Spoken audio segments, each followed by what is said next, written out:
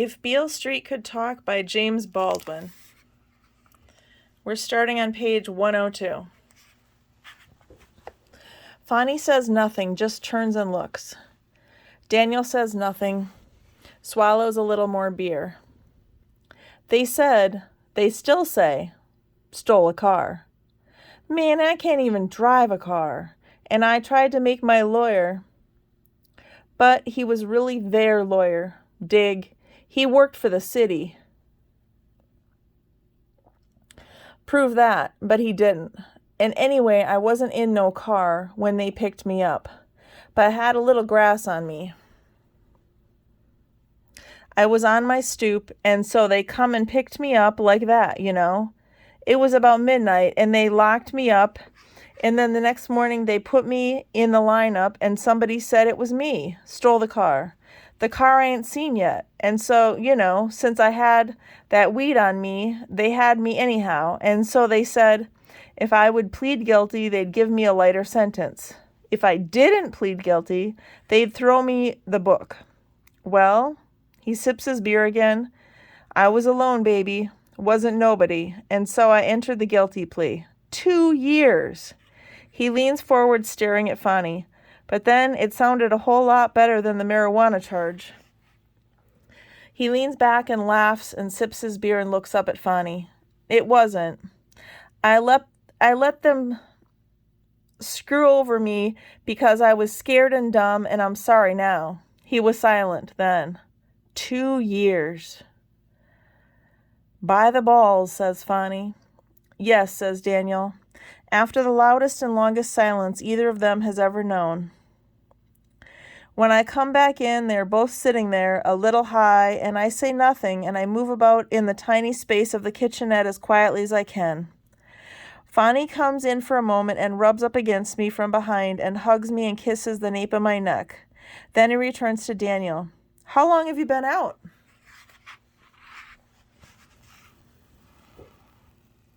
About 3 months. He leaves the pallet, walks to the window. Man, it was bad. Very bad. And it's bad now. Maybe I'd feel different if I had done something and got caught, but I didn't do nothing. They were just playing with me, man, because they could. And I'm lucky it was only 2 years, you dig? Because they can do with you whatever they want. Whatever they want. And they dogs, man. I really found out. In the slammer, what Malcolm and them cats was talking about. The white man's got to be the devil. He sure ain't a man. Some of the things I saw, baby, I'll be dreaming about until the day I die. Fonny puts one hand on Daniel's neck. Daniel shudders. Tears stream down his face. I know, Fonny says gently, but try not to let it get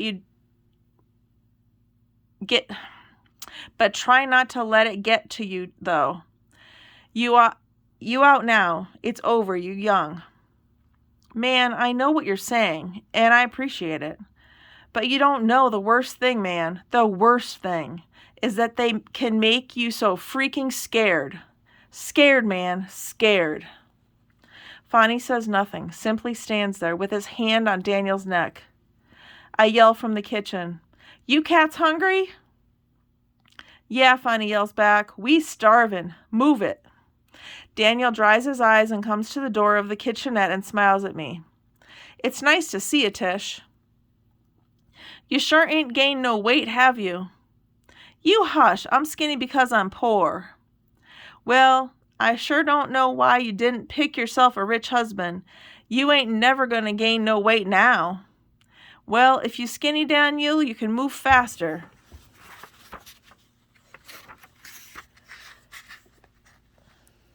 And when you in a tight place, you got a better chance of getting out of it. You see what I mean? You sound like you got it figured.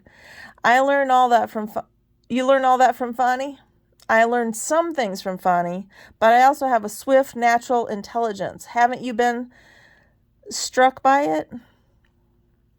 Tish, I've been struck by so many things that I really have not had time to do you justice. You're not the only one, and I can't really blame you. I'm so remarkable, I sometimes have to pinch myself. Daniel laughs. I'd like to see that. Where? Fonny mutters, she's so remarkable I sometimes have to go upside her head. He beats you too? What can I do? All my life is just despair, but I don't care. Suddenly we are singing. When he takes me in his arms, the world is bright, all right.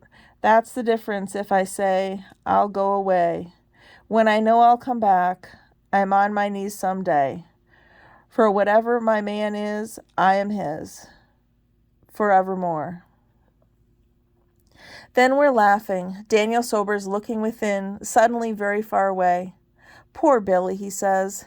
They beat the living crap out of her, too. Man, Fonny says, we just have to move it from day to day. If you think too much about it, you really are screwed. Can't move at all.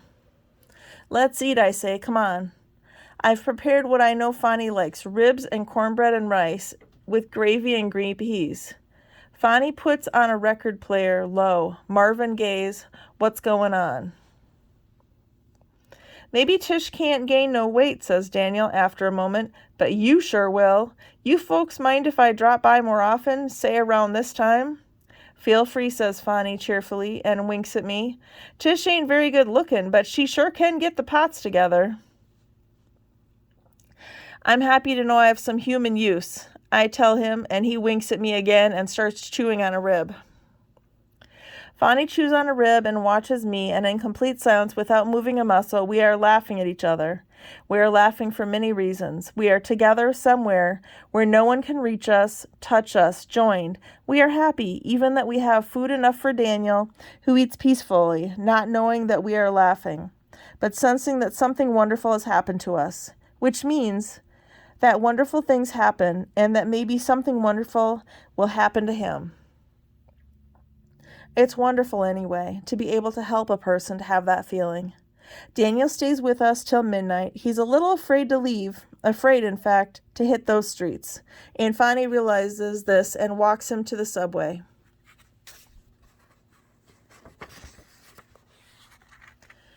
Daniel, who cannot abandon his mother, yet longs to be free to confront his life, is terrified at the same time of what that life may bring, is terrified of freedom, and is struggling in a trap. And Fonny, who is younger, struggles now to be older, in order to help his friend toward his deliverance.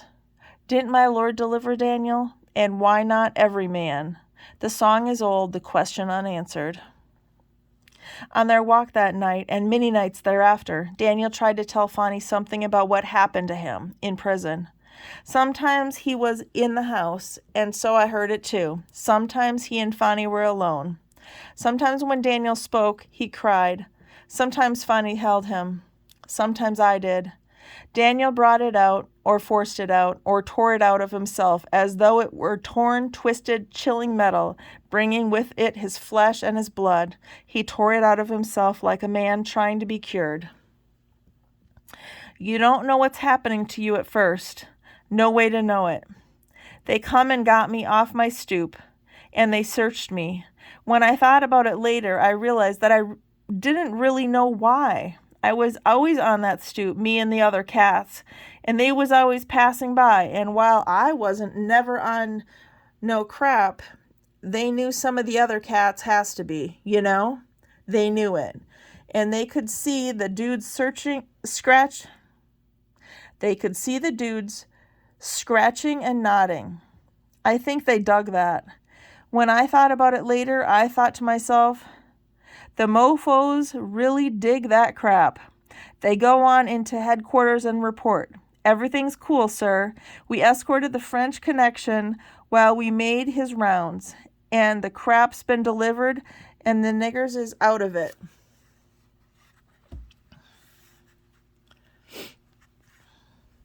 But this night, I was by myself,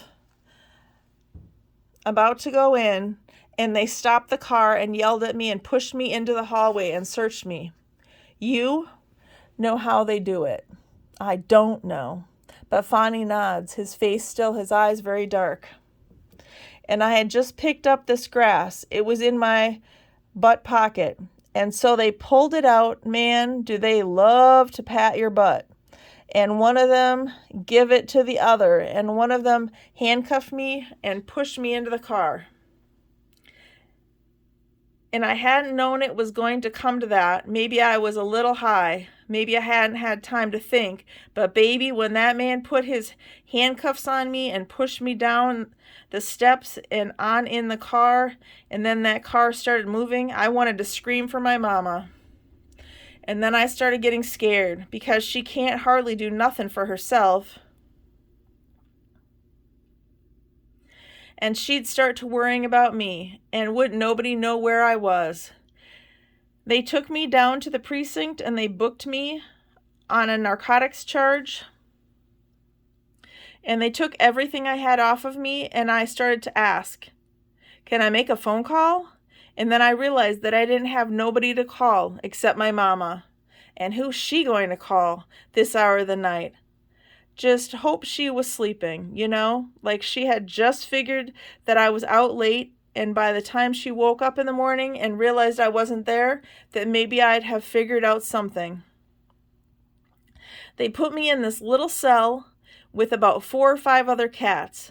They was just nodding and farting, and I sat there and I tried to get my mind together, because what the freak am I going to do? I ain't got nobody to call. I really don't. Except maybe that Jew I work for. He a nice enough dude, but man.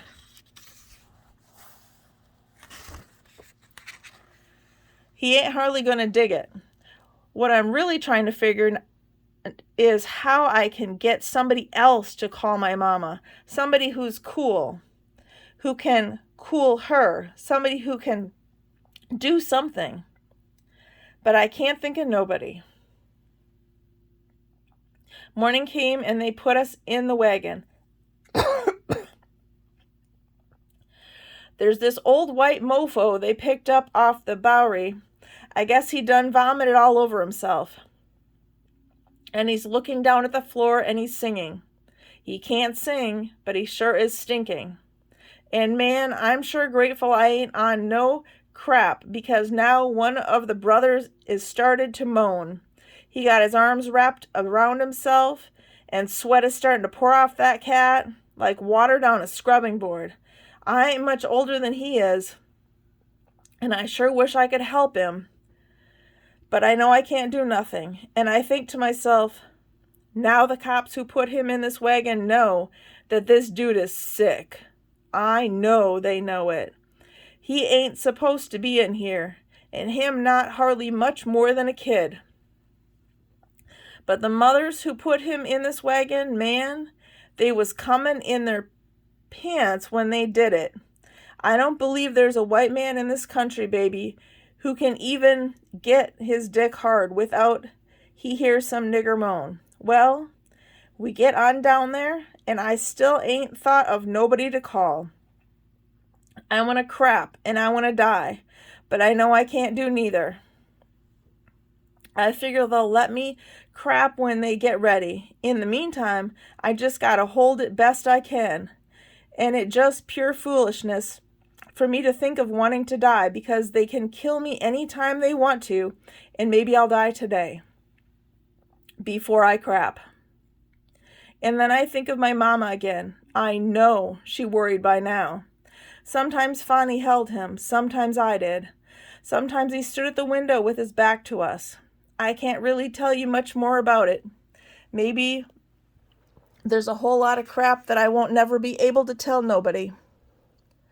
They had me on the grass, and so they nailed me on the car. That car ain't seen yet. I guess they just happened to need a car thief that day. Sure wish I knew whose car it was. I hope it wasn't no black dude's car, though. Then sometimes Daniel would grin. Sometimes he would dry his eyes. We would eat and drink together. Daniel was trying very hard to get past something unnameable. He was trying as hard as a man can try, and sometimes I held him, sometimes Fonny. We were all he had. On the Tuesday after the Monday that I saw Hayward, I saw Fonny at the 6 o'clock visit. I had never seen him so upset before. What the freak we going to do about Mrs. Rogers? Where the freak did she go? I don't know, but we'll find her. How are you going to find her? We're sending people to Puerto Rico. We think that's where she went. And suppose she went to Argentina or Chile or China. Fonny, please, how's she going to get that far? We can give her the money to go They can give her the money to go anywhere. Who? The DA's office, that's who. Fonny, you don't believe me? You don't think they can do it? I don't think they have.